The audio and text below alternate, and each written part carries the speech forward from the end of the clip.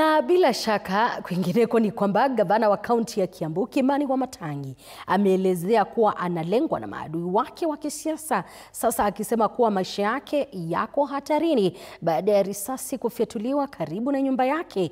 Gavana Wamatangi amemtaka Inspector Generali wa polisi Douglas Kanja kusimamia uchunguzi huo ili kubaini nia ya kufyatuliwa kwa risasi hiyo. Kiongozi wa wengi katika bunge la kaunti ya Kiambu amesema kuwa wamepokea vitisho vya mara kwa mara kutoka kwa wanasiasa mashuhuri katika kaunti hiyo, huku akimuhimiza Inspector Generali wa polisi kuimarisha usalama wa gavana Wamatangi na washirika wake wa karibu. Kamanda wa polisi wa kaunti ya Kiambu Doris Kemei anasema uchunguzi unaendelea.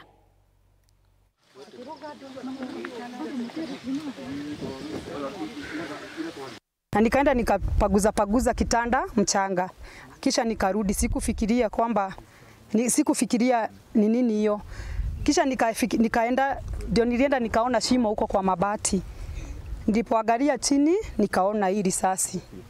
Ndio sasa nikashindwa ni nani huyo nani anatuwinda. Na juzi on Friday gavana, kuna mmoja wa viongozi wa area hii alimwambia sasa wataachana mambo ya siasa, wapigane ngumi.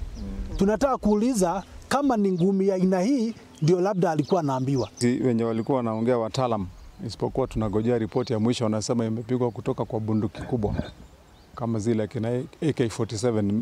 Hivyo ni kusema tukiwa hapa mahali tuko kitu kama 50 meters kutoka kwa nyumba yangu, mwenye alikuwa anapiga labda then alikuwa kitu kama another 200 or 300 meters mahali hapo.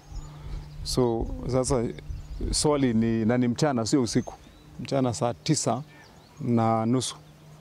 So swali ni kitu gani ilikuwa inalengwa masaa saa 6:30. Nimesikia kwa saa 9:30. Hakuna ripoti kamili imetoka saa hizi ya kusema ni nani ama ni akina